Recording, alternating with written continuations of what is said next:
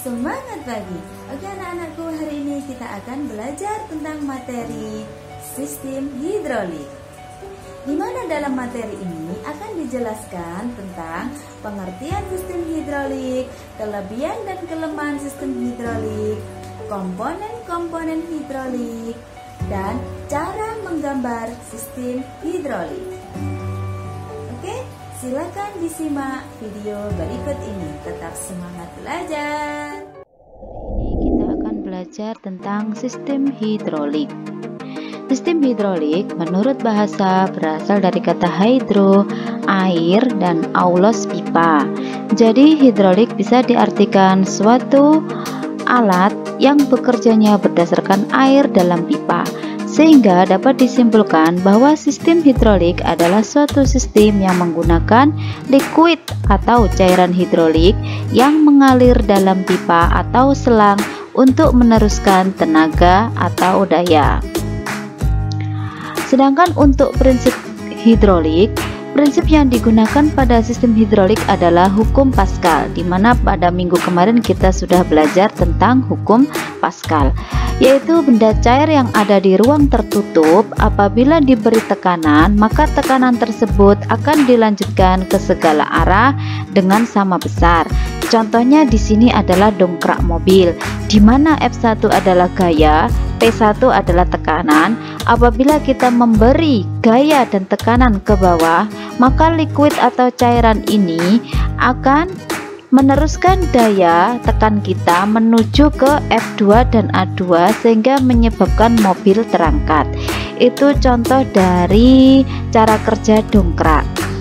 Selanjutnya, komponen sistem hidrolik. Untuk komponen sistem hidrolik sedikit agak sama dengan pneumatik yang kemarin. Yang paling bawah adalah tangki oli atau tangki cairannya ditaruh paling bawah, ya. Kemudian dihubungkan ke selang, kemudian di sini ada motor. Motor ini fungsinya adalah untuk menggerakkan pompa. Jadi akhirnya pompa menyedot ke atas. Pada saat di atas ini diatur oleh pressure control valve, ya, tekanannya diatur.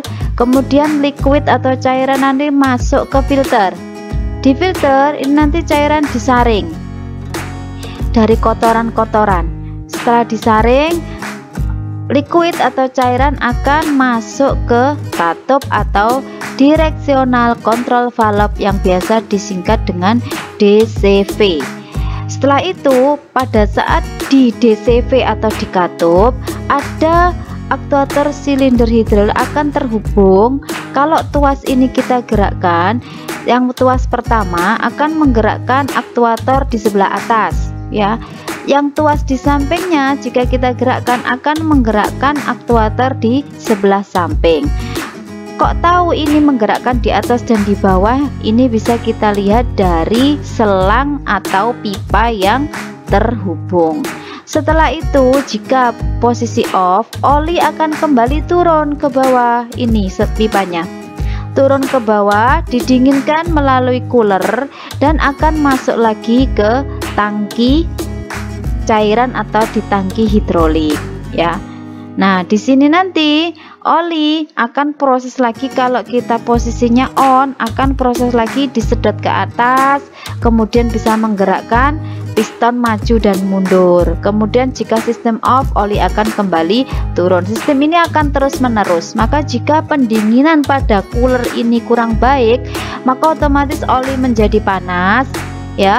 Kemudian mesin bisa panas. Lama kelamaan akan terjadi ledakan karena panasnya tidak diturunkan atau tidak didinginkan dengan maksimal. Seperti itu. Makanya kelamaan sistem hidrolik itu adalah mudah meledak dan juga mudah panas. Oke, saya lanjutkan.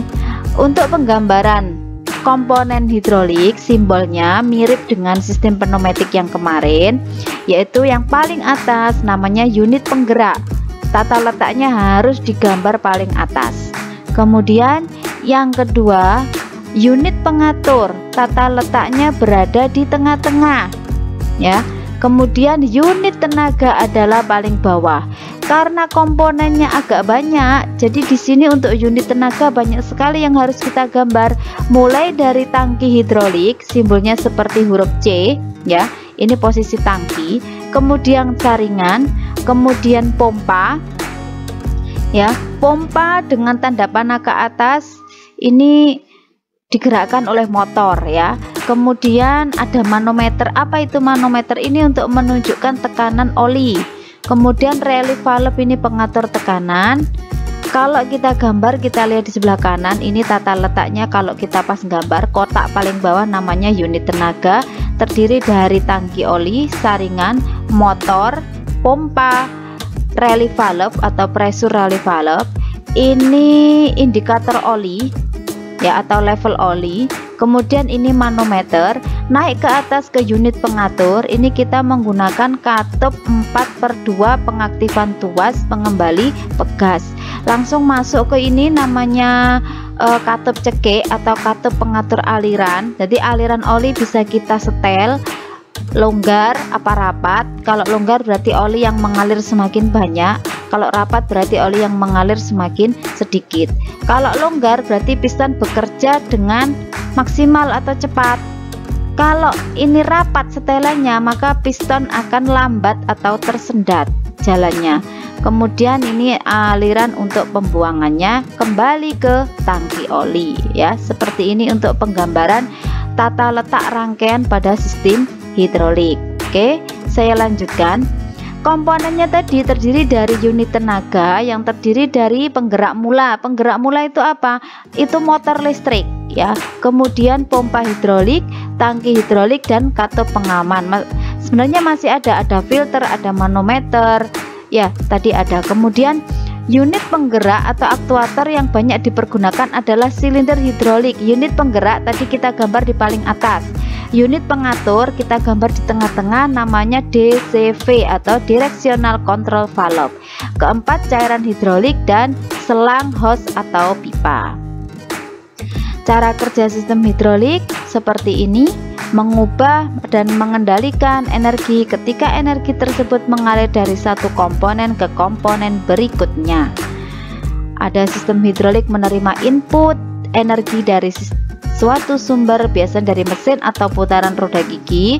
Pompa hidrolik mengubah energi mekanik menjadi energi hidrolik dalam bentuk aliran dan tekanan. Yang awalnya berupa cairan, kita buat sistemnya sampai membuat tekanan. Contohnya apa? Dongkrak, kemudian mesin potong, lift, itu semuanya pakai sistem hidrolik.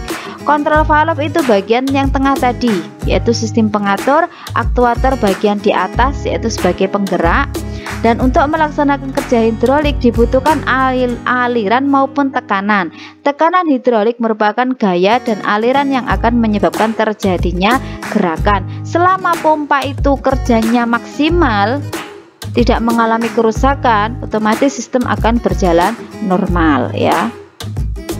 Nah, kenapa kita menggunakan hidrolik? Satu, keuntungannya itu menghasilkan tenaga yang besar dengan dimensi peralatan yang kecil. Contohnya lift. Satu lift bisa mengangkut berapa orang? Nah, tinggal kita atur seperti itu.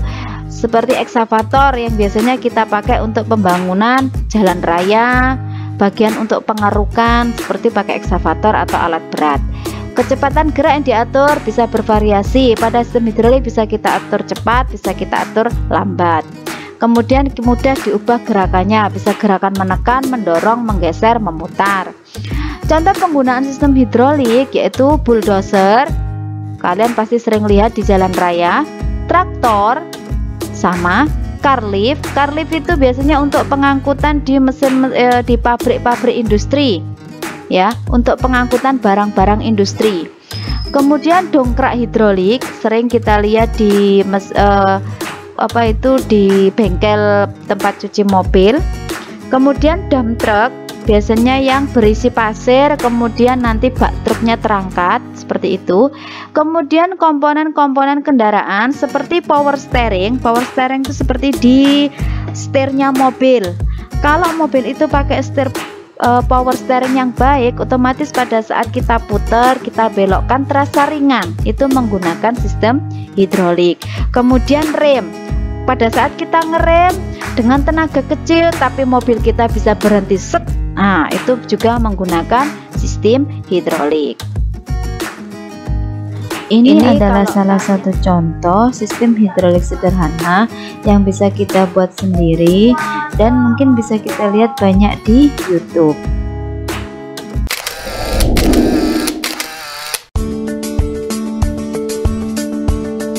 Aplikasi penggunaan sistem hidrolik pada alat berat, misalnya pada alat berikut ini, di mana mesin ini digerakkan dengan cara sistem hidrolik, yaitu oli dipompa kemudian akan mengalir melalui katup DCV yang ada di bawah, kemudian akan menggerakkan piston. Piston bisa digerakkan naik dan turun dan akan menggerakkan lengan pada alat berat. Aplikasi sistem hidrolik pada bak truk, di mana bak bisa naik dan turun dengan menggunakan prinsip hidrolik yang digerakkan oleh silinder. Kemudian berikutnya aplikasi pada ranjang rumah sakit, di mana ranjang bisa disetel naik dan turun dengan sistem hidrolik. Selanjutnya aplikasi pada papan pengangkat, di mana papan pengangkat ini juga bekerja dengan menggunakan sistem hidrolik.